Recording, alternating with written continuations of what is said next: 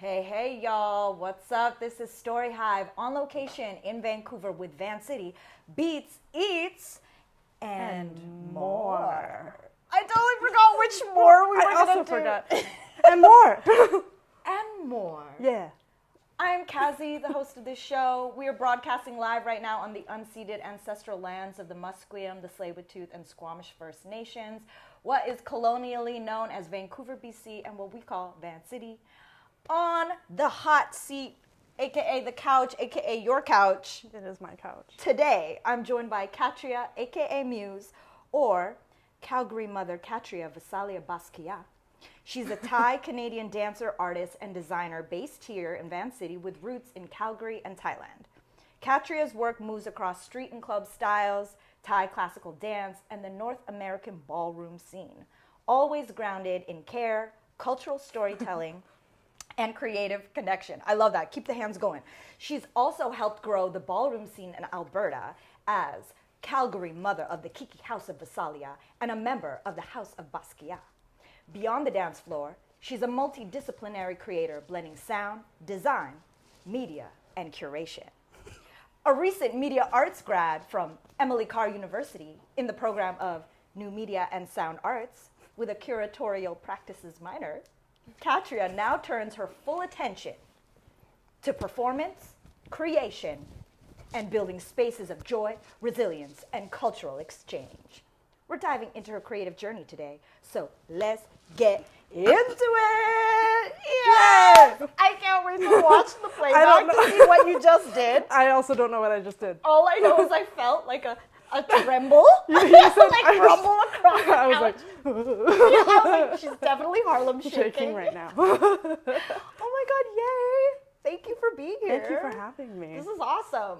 We've known each other for a really long time. A very long time. Actually. I think you've seen me in prepubescent years, very possibly. Really? I don't know. Nah. Okay, so do you remember the first time we met? I don't remember a lot of things. But I remember you. I remember you. Then Street Dance Fest had to be it. Probably, but which one? Maybe the year that I first emceed it. Might have been 2016. Oh, I was definitely 17 at the time. Really? How old are you now? 26. Oh my God. It's been a very long time. So yeah, prepubescent years, more or less. Wow. That is crazy. Yeah. I mean, I remember you part of the Calgary squad that had come to the festival. Yeah, because it would be like Unknown Elements, and then I'd just be there, like a little skin tag. You and Shandy. Me and Shandy, yes, this is true. Yeah, which is so cool. And like, you know, now you're here. You've been here for a while. The last 4 years, you just graduated. Congrats. Thank you. Convocation's on May 8th. Yes. You have to wear the gown and go. That's it. Did it. Well, okay, can you tell us a little bit more about the program that you just graduated from and what you studied in these last 4 years? Really interesting. I will do my best. Yeah.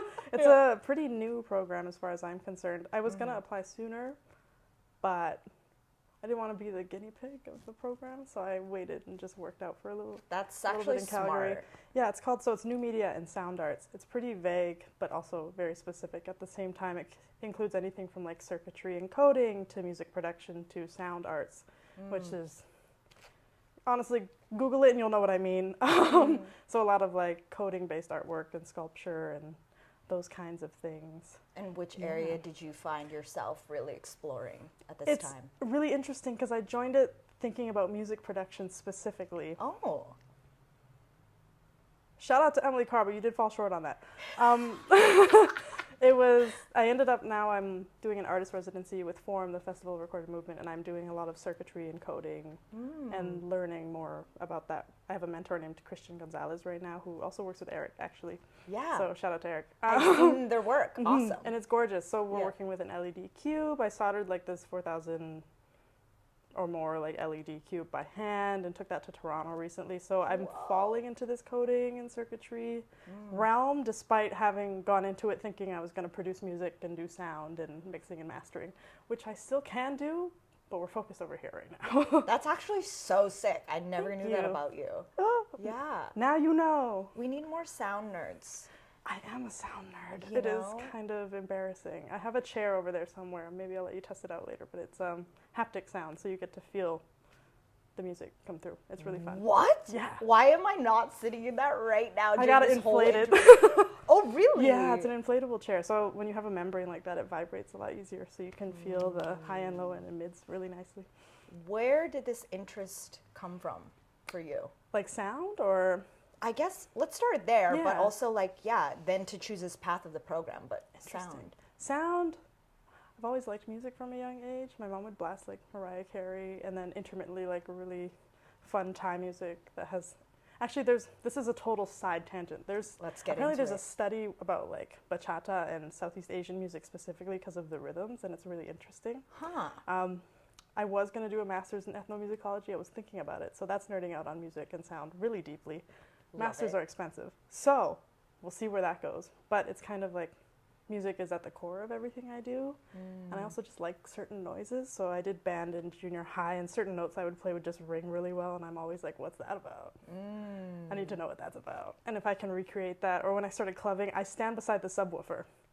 Horrible for my like ear health. You just my need eardrums, to just get some ear loops or something Right? like that. I shall do that eventually. I've started wearing them. Smart. Epic. Changed my experience of longevity at the club. This is how I'm going to keep clubbing for the rest of my life. Longevity at Yeah. the club. Correct. Because I would just stand by the subwoofer because I loved how it felt. I don't know how to explain You're it. 26, you say that now, and then wait till you cross the 30 threshold. I'm sure it'll rattle my bones, and the collagen that loses me fully. I've been taking collagen supplements every day because of this fear. But it's like I just loved standing beside it and feeling, oh my God, girl. Sorry, don't worry about her. Who's that? I have a robot vacuum. It was gifted to me. It talks sometimes when nobody asked. But be nice to robots, because you know. Say please and thank you if you talk to ChatGPT. You know how this works. Yeah, But something might happen in the future. You never know. You I never would know. rather play it safe. I go, thank you so much for this AI-generated picture of a cat and a shrimp in one body. It was very kind of you to do that for me. Yeah. That's a total side We're tangent. friends, right? Yeah, we're friends. We're homies. Sometimes Dot, I dot, just dot. it has that talking option of sometimes like, hey, how are you today? That's I'm so scared. Anyway, That's another that's conversation. a whole other conversation. Where were we? We were talking about your interest in sound, Sound, yes. where it came from, The subwoofer. that. I would fully hold on to the subwoofer. I love how a deep bass or kick feels. I do like how it sounds, but how it feels, I think, is what really resonates for me. And as a dancer, that made sense too, because I would move according to how I felt with the music, as opposed to necessarily what I was hearing. Yes. Yeah, it's like a resonance, if that makes sense. Absolutely, Yeah. because music is vibration, we are vibration. And like vibe recognize vibe. Vibe. Yeah, that's vibe. Shit. Sorry. Sugar. Sugar. Not another one. Ah! Y'all are making my editing job so hard for later. I said ships, like about. Okay, I have a thought. Yes.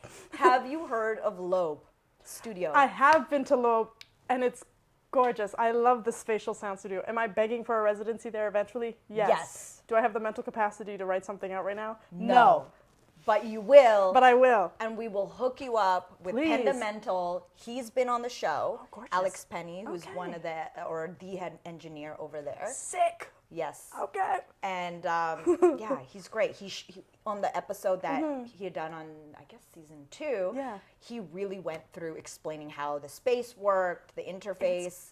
Gorgeous. I know. And I feel like I want that on a like bigger, expanded level for like a dance event. Absolutely. Where we could really feel every sound. Yeah, I almost built something like that if I wasn't as burnt out as I am. I had something written out where I was going to build a floor and have these things called transducers, which essentially they just make whatever you attach it to become what vibrates and sends out the sounds. I was going to build a giant floor. That's so cool. Sasha, maybe that will still happen in the future. I think it still will happen. I have this idea, and if anyone takes it, it's on film. Yes, It's copywriting right now as we speak. that's it. Thank you. But, so you can make speakers from coils. That's kind of how speakers work. And I had this idea that you could have this room or box or stage that has coils around, or vice versa. Maybe the dancer has the coil on them. I don't know. But you just need a magnet to have that create the waves that you need. So like if someone's performing on stage, you can play certain sounds using the coils, and that can be like a haptic feedback loop or something, or rather. But I want to avoid the whole like lay on floor kind of performance. So I'm trying to figure out. You mean like you don't want people to just like melt Into the floor. I want you to like move and be activated. Yeah. Crazy. So I'm trying to figure that out eventually. But for now, it's this cube. Sidebar, thank you so much for the Thai tea. Anytime. And for being Thai, because that is one of my favorite cultures. Thank you. Truly. Like, that's actually, in terms of like going to Southeast Asia, that is one of the next places on my list. You should. Let's go to the beginning, girl. The beginning. Yeah. My conception? No, let's skip that part. Gotcha. Let's get to the part where, you know, you was born. I was born, yes, in 1999. Oh my God, in 1999. I'm a baby. You know, right into the millennium.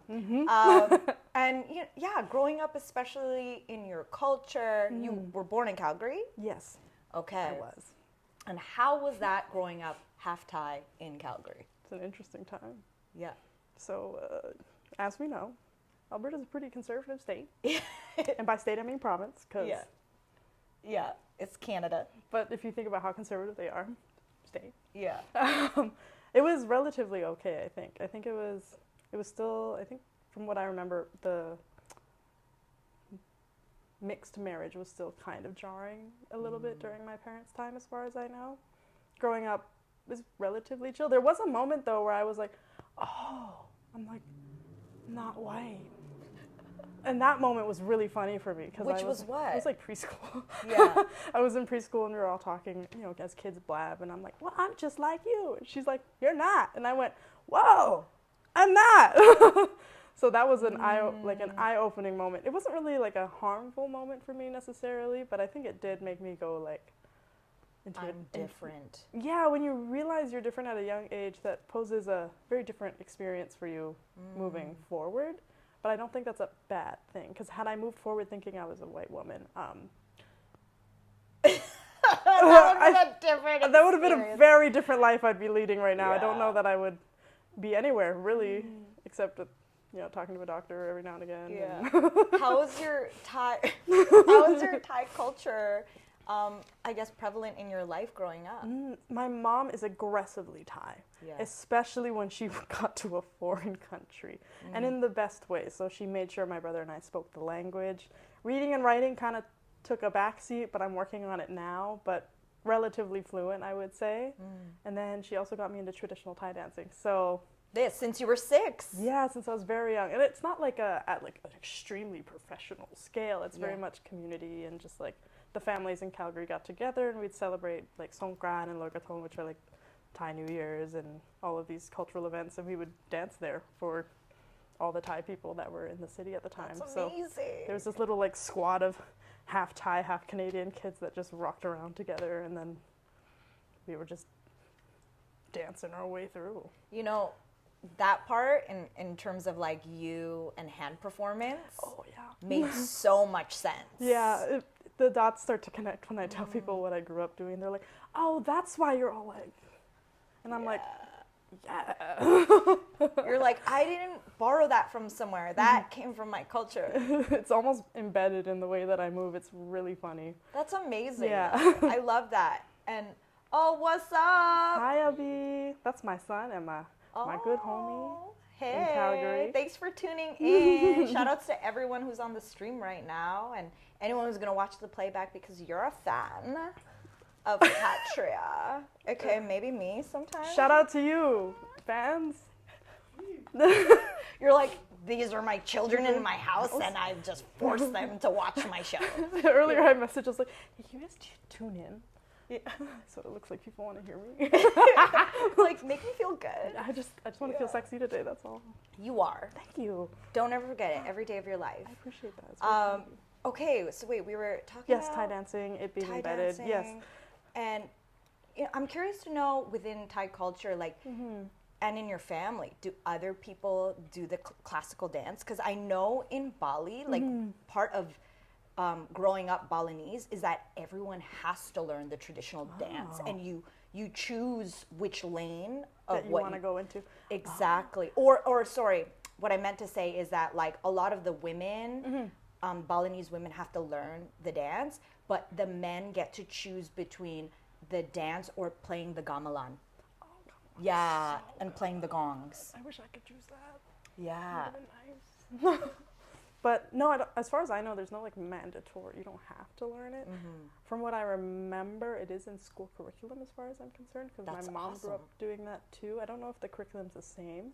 I'd imagine it is. I think from what I know, from what I gather, is that in school you learn it. I'm obviously, because we were born in Canada, I didn't get the same treatment because my hands aren't as flexible as they probably could be. What do you mean the treatment? What's the hands? So for anyone who doesn't know. In Thai dance, you have to have these flexible fingers, and the way you stretch it is like you just manhandle yourself till it works. Oh my god. I did not put in the hours or have the resiliency as a child to do any of this. Yeah. So this is about as good as it gets.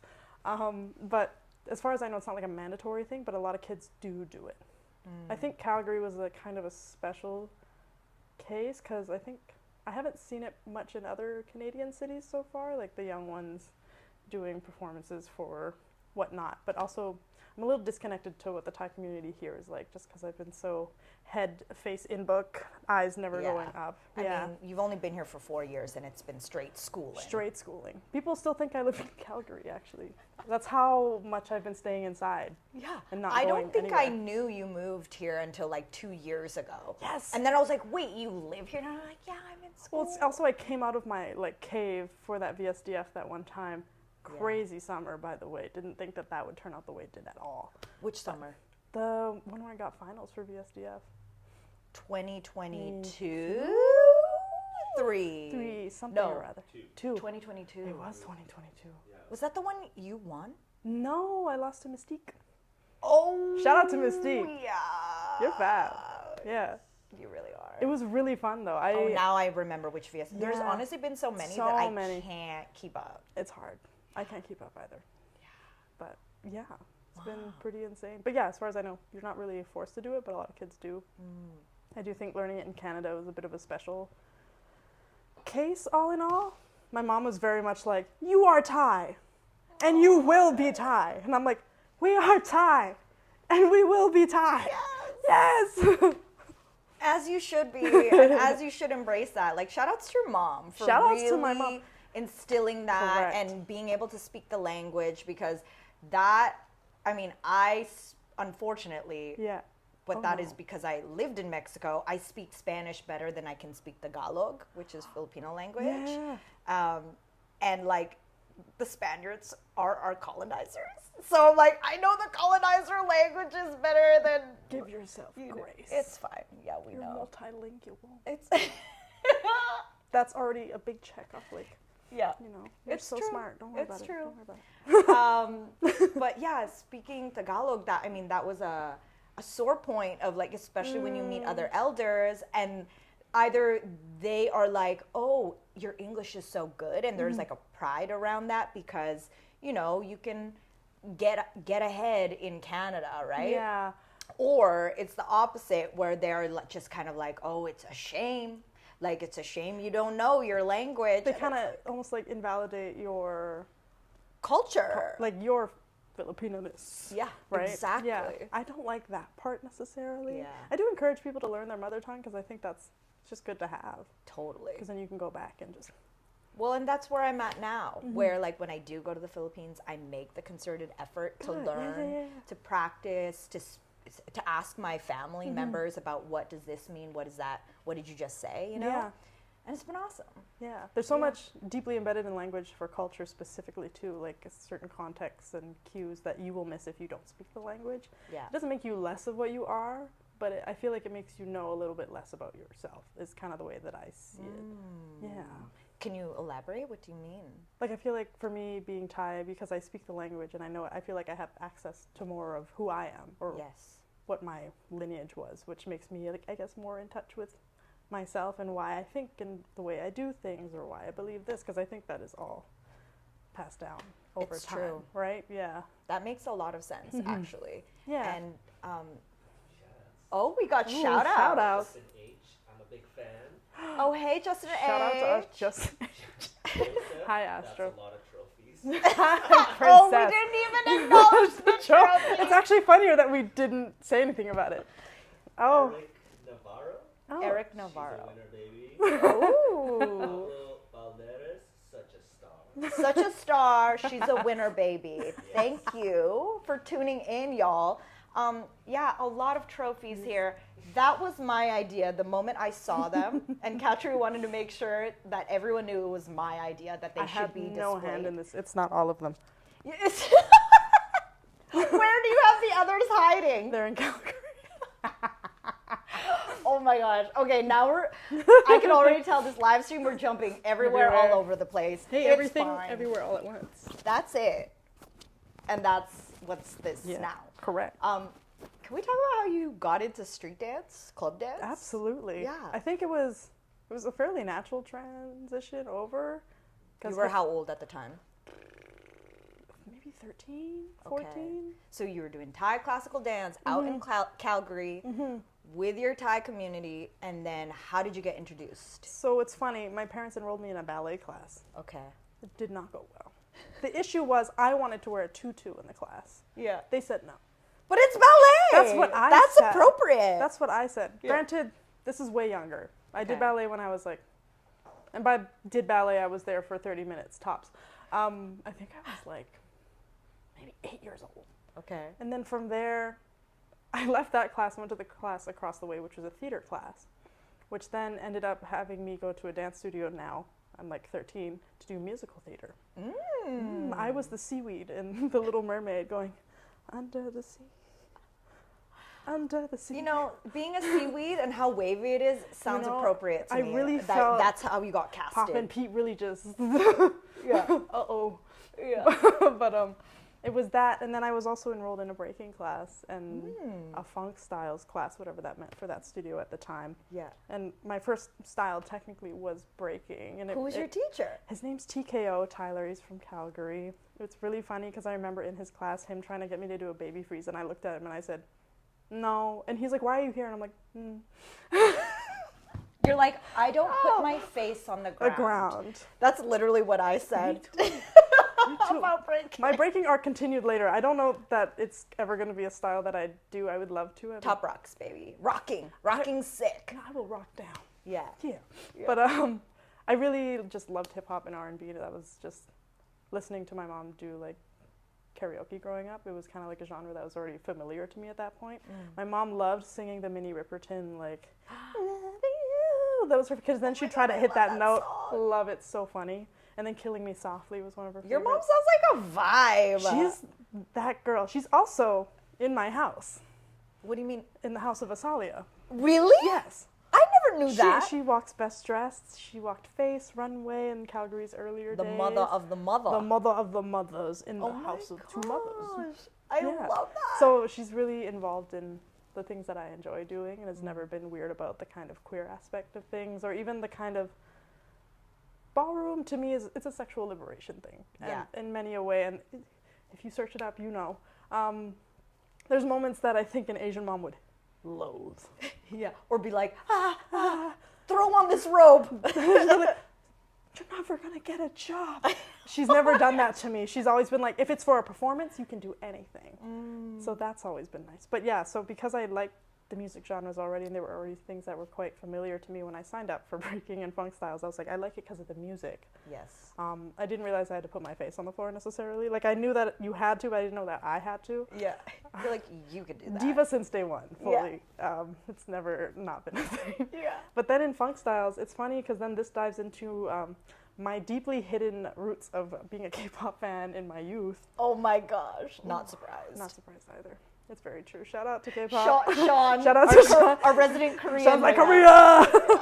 But I used to be into like a group called Deuce, and then that evolved into like Shiny and all these other groups. Shiny's pretty good. The song Replay, Yeah. an R&B gem. An absolute gem. If any like American artist, then I think it would have went poof. It's a great song. I will show it to you later. Yes, but please. There's this one. This is when my whacking arc came in. There's a song called Roly Poly by Tiara. Yes. And they did this in their K-pop choreography. And this is around the same time that I'm doing these styles at this little studio in Right. the city. This looks more locking vibes to me. Right, but the way they do it is so like, Oh, okay. right? And I did that in class once, and the teacher teaching the funk styles was like, you should try whacking. And I was like, yeah, whatever that is. Because I'm like, what, 13? I don't. Yeah. But then like, whacking. 14, I moved to a different studio that was like hip hop focused. And there was like a whacking, voguing class. And my mom took my first class with me. And then everything from there started to snowball. I started training in hip hop and popping and house. And then the breaking arc did make a small return. Yes. But then I sprained both of my thumbs and wrists because look at how delicate these are. For breaking? Yeah, for breaking. Just breaking bones. Yeah, so that breaking arc did not last. They had me doing these swings and all of this stuff, and I was like, I just got here. Yeah. Happy to do it. I tried my best, but the injuries made me go, okay, pause. Yeah. I need to give this some proper time. This is the money. This is where the money is This is where at. the cash is at. Yeah. Yeah, absolutely. So then there was a training program at that studio that brought in a bunch of pioneers and OGs. So it was like Tash had come in for one of my first camps, and Sweepy Molina, and all of these just Wow. giant names. So I think I got really lucky. Like in- Campbell locking Tash? Yes, Campbell Locking Tash. Tayo was also there. I actually saw Tayo just this past weekend, and I told him that I was like, yeah, you taught me breaking when I was like 14, 15. He's like, you were there? And I was like, yes. Oh I my was. gosh. So that was fun. And then that And Tayo has not aged since. He literally looks the exact same. And can still do the same moves. Everything. It's I'm like, too funny. who's his doctor? Like, What elixirs do you drink every night? you're like, is there a special brand of Botox that he works with? Because, wow. Not a single wrinkle. It's insane. Looks the exact same as he did like He 10 might years argue ago. don't come too close and see, but as far as I know, Smooth. yeah, like a baby's booty.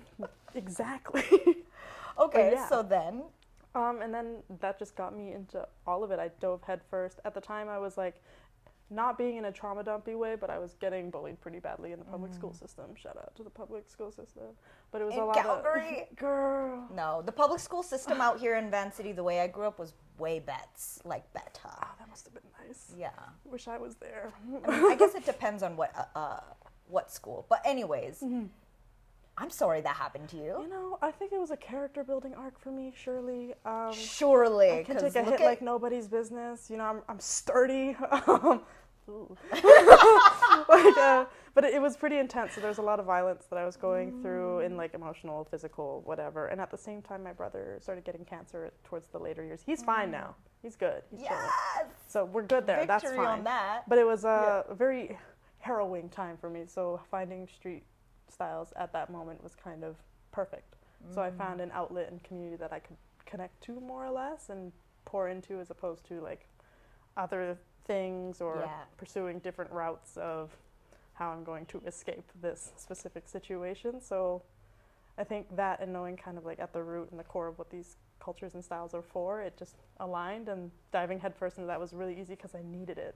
Yes, It was a lifeline for me at the time. So from there on, I just frolicked the field and did all the training that Just I could get. frolicked. Frolicked. Yeah. Voguing. Voguing. So, okay, now backtracking and also inserting Yes. some knowledge and information. Because we knew each other through the street dance community. Yes. And then we also both saw the early beginnings of Van Vogue Jam. Correct. Like I was there, Yeah. you know, and it was just like such a small group of us with Ralph going to Robson Square, Square. Yes. dirty concrete, And we okay? would be frolicking, spinning on the floor, dipping on the floor. Going to the new studio now that I took your class last week, was Yeah. it? I'm just like, y'all don't even know. This is a blessed floor. Like we used to be on the dirty ground. you know, at Robson. outside Yeah. fighting for music, because then guess who was on the other side? Hustle. Oh yeah. and I would hop back and forth. I would also hop back and forth. I would go to Hustle, then I would go to Vogue, and then anyway, and then it was like the first ever Kiki ball that was thrown. It was 2069 Ball of the Future. Yes. That was so fun, and Was that that the was first one? that was the very first one. Was it? I thought. No, I remember this, and Really? it was at the East Side Eastside Studios. Eastside before it Studios was on Birdhouse. Malkin Ave. Yes, Yes. yes, yes. And I remember this being the first one because prior to that, really, like Van Vogue Jam, like, I don't know how long they were I felt meeting like there up. might have been two One. before Really? that. Like That maybe was like smaller, a Christmas smaller? one and then one called Belusa possibly. Okay, maybe I really need to do my research on that. But I think that was one of the bigger ones. I think maybe, let's just say it was the first big one. Sure. Sure. We will go to vanvoguejam.com and look at the history and matrix for fact checking. Someone watching the stream right now, look it up and verify for us and let us know. But it was crazy because Waukesha walked and Tracy walked. And I was like, I didn't know Waukesha walked. That was crazy. And Laomi was there. It was. I You walked also runway. That was, Hey, I walked face. We My- were all experimenting. yeah, it was our first time. I really loved the look that I had. Big shout outs to Bailey, who, because the category was Mad Max. Yes, it was Mad And Max. Bailey made me an incredible outfit, and Steph did my makeup, who's Gorgeous. a professional makeup artist, and Yeah. she did the whole Charlize Oh, Theron, yes, like yes, the yes. black eye. I think my mom walked that ball too, Loki. Really? Oh my gosh! I have probably definitely intersected with your mom without Definitely. realizing. Probably. Anyways, yeah, voguing. Did that feel like a natural not transition, but I Transition? guess like something new coming into your life in terms. It's funny because I had the typical arc of not really understanding what the difference between voguing and whacking was when I was a lot younger. And as soon as that distinction became clear to me, I think I started to understand it a lot more. And I also was coming into queerness, if you will. The closet was glass doors, more or less. But eventually I accepted that I'm a bisexual. It's fine. Yeah. Neither here nor there. But I think ballroom was a big part of that journey into understanding what that looks like and how that looks for me. But also, at the same time, shout out to mom, there are very traditional and like classic morals in regards to, you know, sexual identity and things like that, and also just liberation in general. So I think ballroom was also a natural progression for me to get in touch with what that is for me as an Asian woman as well, and removing shame in that regard, and kind of celebrating my body, myself, and how I want to express that was kind of how ballroom came into my life. Hands performance was way later. I was just straight Vogue femme because that's what was available to me at the time, and then I ran into Ralph when I was like 17, 18, and then I entered that house, and it's just kind of been like a slow burn, if you will. How did that happen, entering the house when he started House of Basquiat? I kept going back and forth from Calgary and Vancouver. I think it's because the first VSDF I came, the city was just so magical to me. Because you come in the summer in Vancouver, it's beautiful. Yeah. It doesn't feel like real life. Yeah. So I kept coming back because I was like, oh, the dance scene here is so rich, especially like when you compare it to Calgary. Shout out to Calgary, but we have a smaller community, so it doesn't feel as grand. So I always kept coming back with Shandy and trying to do what we can, and I'd always run into Ralph anyway. I met Ralph in Calgary. He did a workshop. Was such a character at the time. He came in with his little bang, and I was like, this guy's got a little bang. He's got, you know. I must listen to the I must person with the little bang. He's very artistic. You know what I mean? Artiste. I was like, he does art. Yeah. He's a voguer. And I Yeah. was like, cool. But I kept running into him, and I'd keep going to Van Vogue Jam, and I think he saw something in me, and that really motivated me to keep being in touch with him and seeing him. And then he still believes in me like crazy to this day. So I think Of course. having that support system show up, and then the way he asked me was, I think we were walking by Waterfront Station. He's like, yeah. Or it might have been over the phone, and I actually don't even remember. But I remember at one point he was like, and I went, oh my God, you would even consider me? That's crazy work. Yes. How about becoming the mother? That was crazy too. Yeah. How did that happen? It's a good question. It's a good question. I think I had moved here. I was maybe freshly moved here. I think maybe just about a little over half a year I was here, and the conversation just came up where I think Ralph wanted to pass some leadership on to other folks in the house, and it just came this way, and I went, all right, because it was more or less, I was already doing the job or the role already, because I was taking care of Calgary best I could. I was the only member in the house in Calgary for the longest time until we were able to expand, and I was taking care of people in a motherly way, I suppose, at the time anyway, so it was just like putting a title to what was already being done. That's how that came about. Yeah. What does that mean, I guess, for anyone out there? Because, You know, this is going to be on TELUS Optic TV, cut into a half-hour episode. No big deal.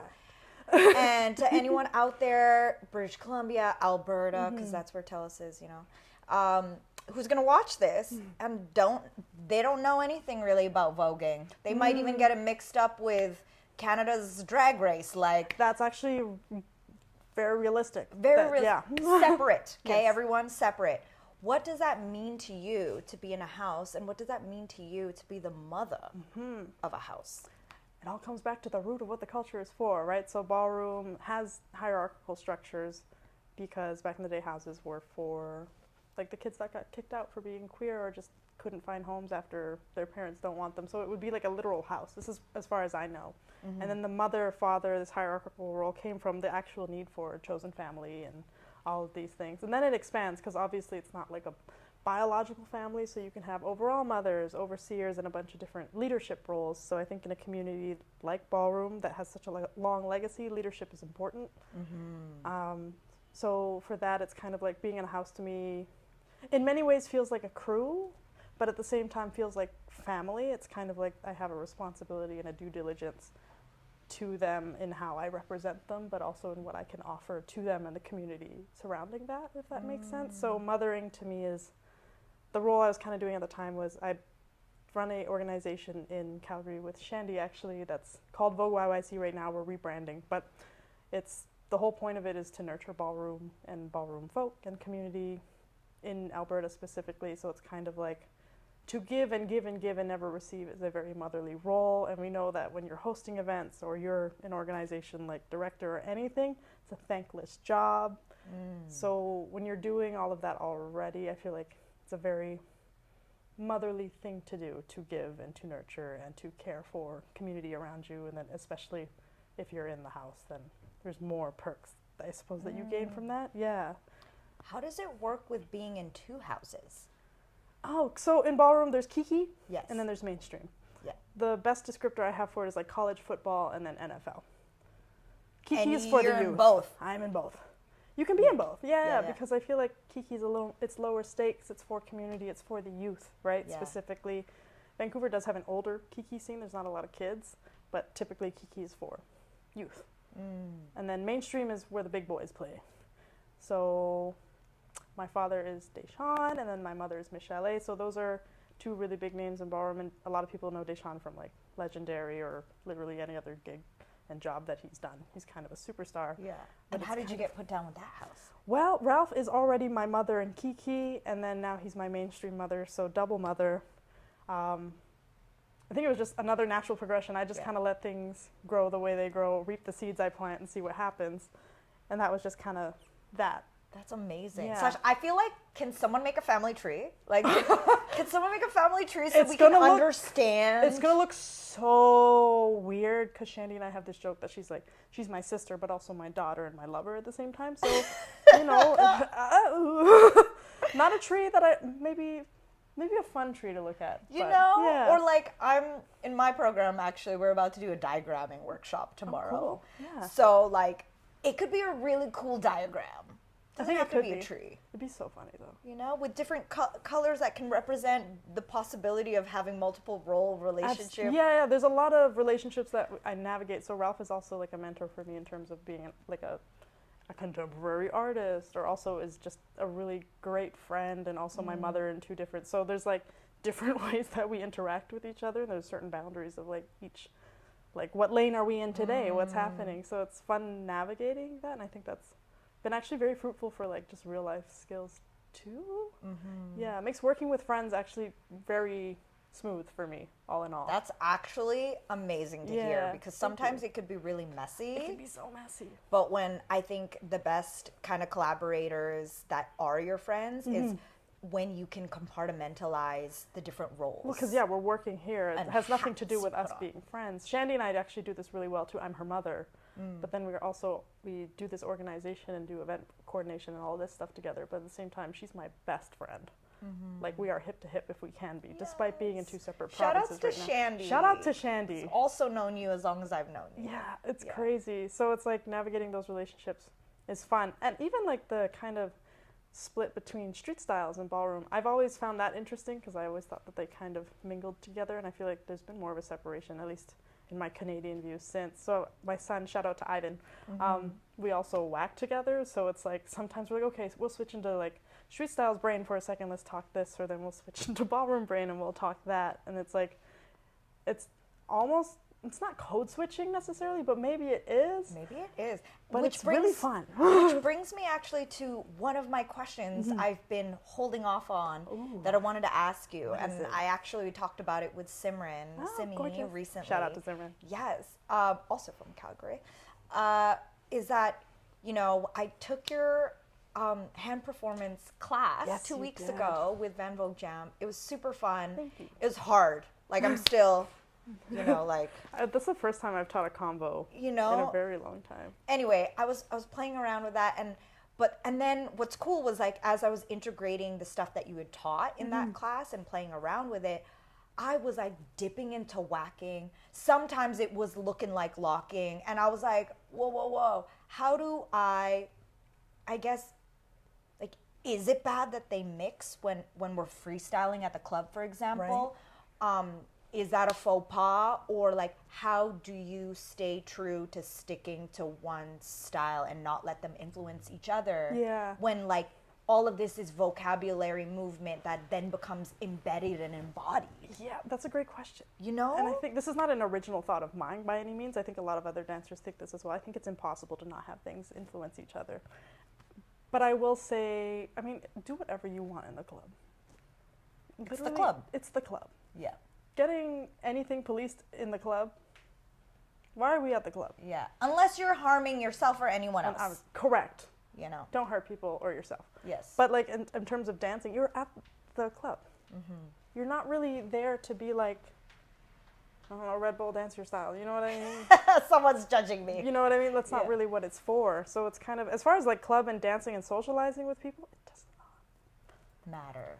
Just groove, Yeah. shake your butt, have fun. But I feel like in terms of like, the root of it is, do you know that you're mixing? I think that's the biggest thing. It's just being aware and being cognizant of what you're doing and knowing what you're doing. Because I think the faux pas is when you think that they're the same, Right. right? And you're like, nah, these are the same. They're both gay. You know what I mean? They're like, Yeah. oh, whatever. Right? That you can tell though. Because I think when, not to toot my horn, I guess I'm tooting my horn. Yeah. When I whack, a lot of my whacking is heavily, like, the hands performance is in there, whether I like it or not. You could even argue that, like, the training in house or hip hop and popping is in there too, or the locking that's in there, Campbell locking, sorry. The Campbell locking that's in there too, it just has to be there because this is embodied knowledge. It's something that's muscle memory to you at that point.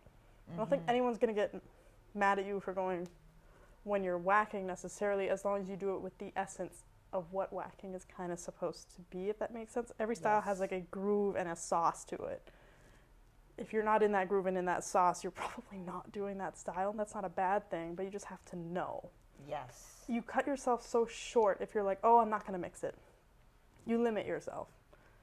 And then when you limit it, it's kind of like, for what? If this style's meant to, the culture's meant for you to express and be liberated by something, why would you remove your liberation from yourself? It's just a matter of knowing.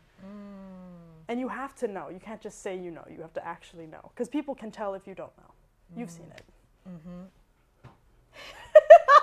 You know what I mean? And that's okay to be there. We all start somewhere. I was there once before. Yeah. But you just have to know. So like if you have a breaking background and now you start whacking, why wouldn't you just use what your lived experience is into that movement? That's kind of the whole point. I love that you put words into something that, like, I wouldn't even be thinking about that because I'm dancing. You know what I mean? Yeah. Like, the time to process all of that is not even happening It's not because there. I'm literally just in the moment. And that's kind of, I think, how it should be. I think the due diligence of like learning the history and all of this stuff happens outside of the floor. Yeah. So don't be thinking about it too much on the floor.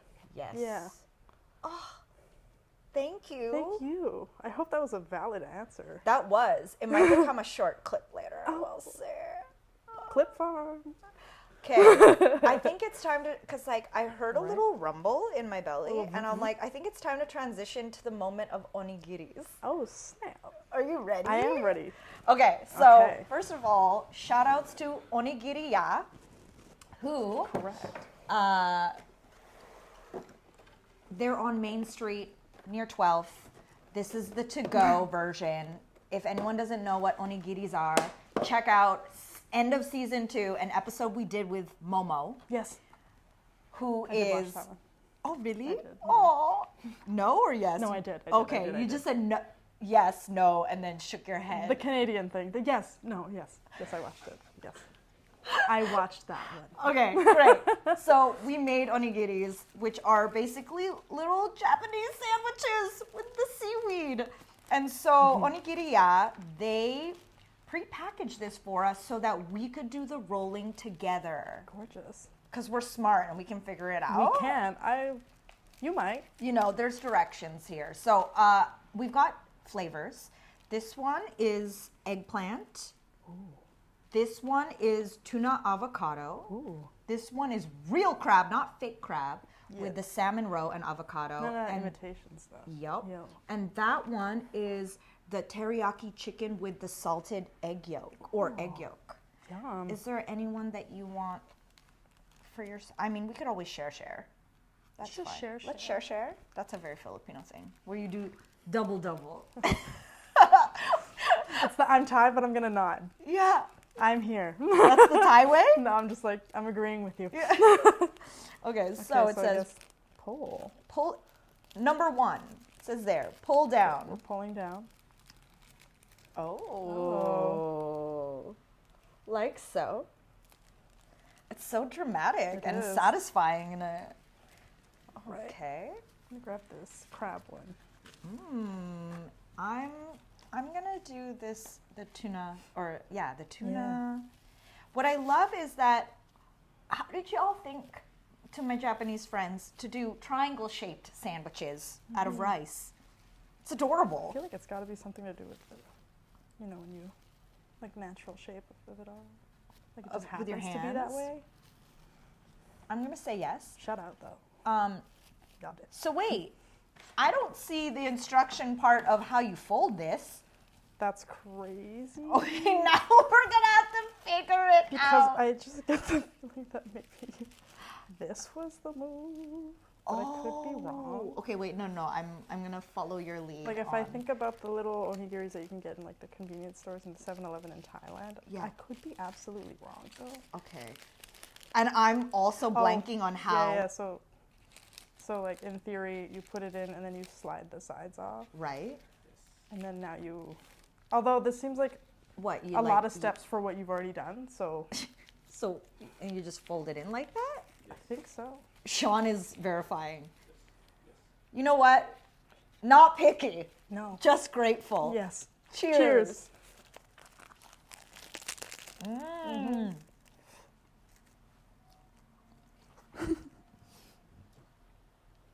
We're good. This is delicious. How's your flavor? That's good. The avocado, The avocados are really good. the tuna, the rice, the way they cook the sushi rice is perfect. Oh yeah. Shout out to onigiri, yeah. Yeah. Yeah. Yeah, it's good. is this a good time to ask you another question? Yeah, go for it. Sidebar, I just so got distracted by your cool light in the background. Y'all can't see, but she got a light that's like a wave, an LED light. Sean turning around, it was so funny. Yeah. Sean's doing B-cam stuff, so that stuff Gorgeous, could show up in the edit. Now we're backtracking. Full circle moment, actually, into, you studying the program that you just graduated from. Coming from such an extensive dance background and dance vocabulary exploration, like how do you feel that came into play into your program and vice versa? Now, graduating, how do you hope that the stuff that you studied and learned moves into your arts practice as a dancer? Gorgeous. That's actually a really fun question because I think Yeah. throughout my 4 years here, that's been a focus of mine. So I think performance arts in a fine arts context and in a general context is quite lacking in terms of street styles or anything that's not relatively European, white-centered is kind of lacking in those fields, I think. Because I think there's big conversations on what's considered art enough in that fine arts, contemporary art context. And I think things are shifting, obviously. I'm not reinventing the wheel, nor am I like that person, right? But I think it's important that if you are in those spaces that you push for it. So a lot of my like fine arts practice includes voguing and whacking and also traditional Thai dance and the styles that I've trained in as a whole. And I think on like a contextual, if I speak in like art speak, joy as like rebellion or some sort of form of activism is something that I really like to play with, as opposed to like using trauma or things like that. It's okay if you do, but for me it's important in a way where trauma from these cultures isn't the selling point for institutions to bank off of and kind of really push forward, if that makes sense. I think it's easy to fall into that realm. So from the first year of this degree to the fourth year, I've always been like, I would do this video collage of traditional Thai dance and how that interacts with digital media or anything technology based. Is the intersections that I explore in my artistic practice. So art speak. Yeah.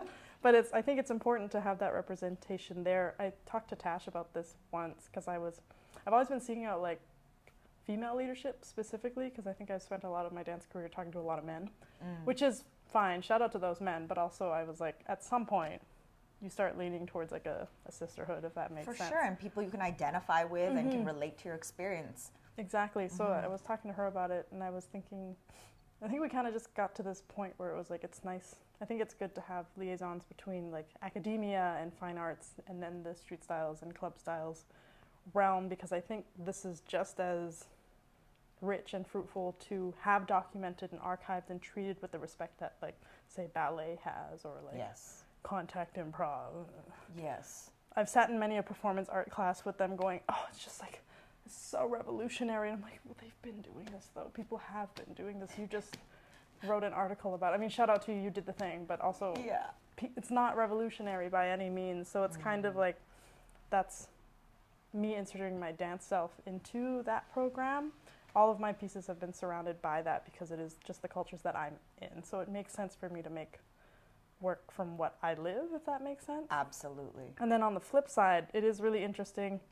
I don't know if it's good or bad. I'm still deciding. It's just different. But applying like a fine arts lens or perspective into my dance is also interesting and new. I've noticed that since I started my degree, I'm moving a little bit differently. I don't know if I love it. How so? Like, how would you describe the little nuances or flavors or textures of how you're moving that? I think my brain's opened up more. I'm less semantic about it, I guess, because I think growing up I'm quite like I don't know if purist is the word I would use, but I'm like, if it's not whacking, then what are you doing? You know, like I would have to be very specific to the style I'm doing, and I think that's still there because you should be to the roots and what it's supposed to be. But I think now I'm starting to do this like, ooh, emotion, and I'm like, oh no. I don't know that that's what I'm wanting for my dancing specifically in a street styles context, but as far as like doing it for the artworks, I'm like, I think that's fine. Everything's within context. Yes. It has to be within context. So that's been interesting. But then as far as like when I'm hosting balls or like when I'm organizing it, because of the curation side of what I'm doing, that has added a different lens to how we put the balls together now. I'm thinking like, why am I bringing these judges? Will they have conversations with each other? What do these effects mean? Like, of course, the theme and effects could just be fun and whatever, but I like find it more fruitful if I have them be in conversation with each other, if that makes sense. Yes. Explain effects for anyone who doesn't know. Effects is kind of like, with each category, every ball usually has a theme. So like, for example, the 2069 ball of the future. That or the onigiri ball. There we go. Right? And maybe Vogue Femme is salmon. You gotta come dressed up, inspired, or as a salmon. That's kind of how effects work. Come as a salted egg yolk, you know, it's those things. So I'm kind of... Oh my God. Are we just predicting a future onigiri Kiki ball? That'd be pretty funny, though. That would be amazing. It'd be really funny. Sponsored by onigiri. Yeah. So things like that, I start thinking about what those effects have in conversation with each other. And then I'm also thinking about how I can bring street styles into a contemporary art context. Because when you see categories like bazaar, those effects are insane. Those are sculptural to me, or even just like Art. art, capital A, right? I think those deserve to exist in those spaces and get that kind of funding or attention too, because it's just as meaningful as it is as like, and it's okay if you do this as an artist. This is not necessarily a jab, maybe it's a soft one, but it's like maybe you put a pile of sand on the floor and it has some sort of inherent very long essay that goes along with it. If that can, you know, be what you want to see, then I think what we do is just as valuable. Absolutely. Thank you for saying know what that. I mean? Absolutely. Yeah. No, I get it. And I respect that work too, because I don't want to be like, ooh, Yeah. that's not art. There was research and there was thought. Absolutely, and there's there's work behind it. methodology, all of that. But art is subjective. You are allowed to dislike pieces. It's okay. But it is like, if we are extending kind of like the definition of what art is, why is that not extended to people of color and marginalized groups and groups with less privilege? Why is it only afforded to high art individuals where this language is very inaccessible? Yeah. Art speak is hard, and learning how to interpret and look at art pieces is also hard. Yeah. If you don't have kind of like, if they don't teach art history really in like elementary schools or anything like that, and I think knowing that broadens your worldview and how you problem solve and what critical thinking is to you switches. Even just what art history would have been taught, which artists are those, you know? Who's being championed? Why are they being championed? And I think Emily Carr's done a decent job at kind of asking those questions, but that's shout out to the professors. So it's like, I think having that has been very useful in how I'm navigating, how I interact with these cultures, what my positionality to all of this is, and also this has been very obvious to me from the get-go, but I think it just becomes more and more clear the more I like read a book. Read a book. It's Children, read books. But it's like thinking about what you owe to cultures that aren't necessarily like yours per se. I think that's also a gray and like a conversation that's very ongoing, but like, are you giving back to communities that have, you know, you have either taken from or been so blessed by? Is it reciprocal? Is it one way? Do you just take and take? So in my degree, that's something I've been thinking about that kind of does this back and forth. Constantly in double dialogue Dutch with, something. with Yeah. each other. Exactly. Wow. That's amazing. Thank you. I hope that made sense. It makes sense to me because I feel like circa 2018, 2019, this was the stuff that I was really talking about and advocating for within the street and club dance community.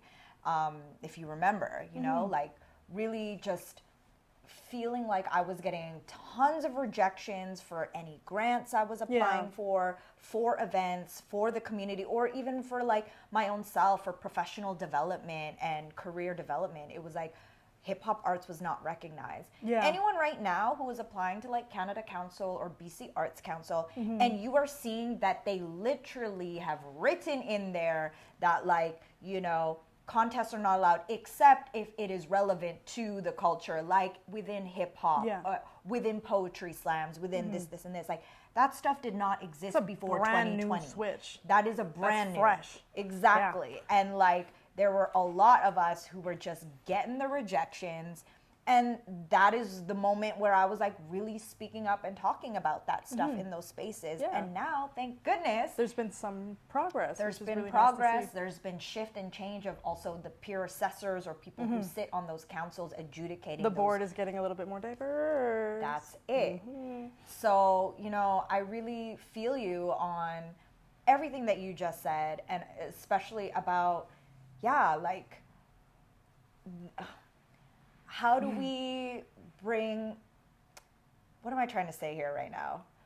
What's that bridge look like? Yeah, what does that bridge look like? Yeah. And how do we continue to build a stronger one? Yeah. And how do we continue to create more visibility for these art forms that we practice that have been in the underground, that were created by marginalized people, and that it is like funded, valued, recognized on the same level as man's putting sand on the ground or painting cardboard boxes gray and putting them on a white pedestal with a fancy light. Literally Andy Warhol peeing on a copper sheet.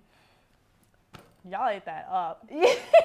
I mean, Andy Warhol. Andy Warhol. But like, y'all think about it for a minute. But there is something to be said about bringing those styles into an institution. That is a conversation I think will be had moving forward with many of people, because it's like, do they want that visibility? Yeah. Or is there kind of like an opacity that they're, a right to opacity that they're looking for, where it's like hip hop hit the mainstream and now there's kind of like A shift. commercial hip hop, and then there's what hip hop actually is. There's like a separation between the two, and I think because of an excess of visibility, that is why that kind of ruptured and split the way that it did. Who was talking to me recently? Someone was talking to me recently about something that happened where exactly that, like this underground culture received the visibility and then everybody started going towards it, that it changed that and they regretted it. 1000%. You know? I forgot what conversation. Honestly, and who it could be so many things. so many of them. Yeah. Yeah. I mean, that's also the conversation within breaking when it was going to the Olympics and for Paris 2024. Yeah, some people wanted that visibility, some people didn't, and I think that causes a divide too, but it's kind of like we said, I think maybe we need more grays and trying to see how we can navigate those together Children, as a community, right? Don't be canceling every single thing right away. Except subscriptions you can't afford. Shout out to that. Also that. Don't be except for that. You should definitely be doing that. Because, you know, next thing you know, you're like, what is this charge? And what did I sign up for? Yeah, like we were having a conversation earlier about just like being able to be more resilient. Have a laugh. Have a laugh, be open to conversation. Have I used to some be grace. so closed off to things where like the moment you did like a horrible dip and you started no game, like I'm never going to speak to you. I speak to them now because I want to know why. And that's also a teaching opportunity. I'm like, hey, what you're doing is actually wrong. And that's okay. What did you call a no-ging? Nogging, so if you vogue but it's not voguing, it's labeled as nogging. Not voguing, no nogging. Nogging. That's it. Exactly. Wow, this 1 hour, like literally went by so fast. Very quickly. I also love that there's so many moments where we said everything at the same time. It's that Southeast Asian link. Is it really? It has to be. Oh, okay, now I'm jumping back before we end the stream. Yes. Do Thai people have gong things? Gong things? Musically. Because probably. Indonesians have gamelan, Filipinos have kulintang, which is basically gamelan, but maybe different tones and obviously we definitely metals or have whatever. gongs and like mallet and xylophone type things Okay. for sure. Do I know what the exact name is for all of those? Not yet. Not yet. This is why I'm not in the master's program. But it's an interest of mine. But I'm going to manifest Yeah. for you that there's going to be a master's program that pays you. Isn't that a thing? They has start to paying be. you for PhDs, right? I have no idea. I thought that If was someone wants to sponsor me, there you go. here's my headshot. Yes. And here are all her trophies to prove that she's quite a successful, accomplished human being. In community and deeply connected to the subject of study that I am choosing. This is how I'm going to choose to end the live stream. You're going to hold. Oh, okay. Yeah. Actually, real quick. Yes. Out of all of these, is there a significant memory of the one that you won that you're like, I will never forget that performance. This was a moment for me. I know there's so many moments. Well, you to know, choose every from. time I win, it's a moment. So. No, I'm kidding. I would never say that with my whole chest. Honestly, it's funny. It's the smallest one, Show us. but Is it the one with the fish?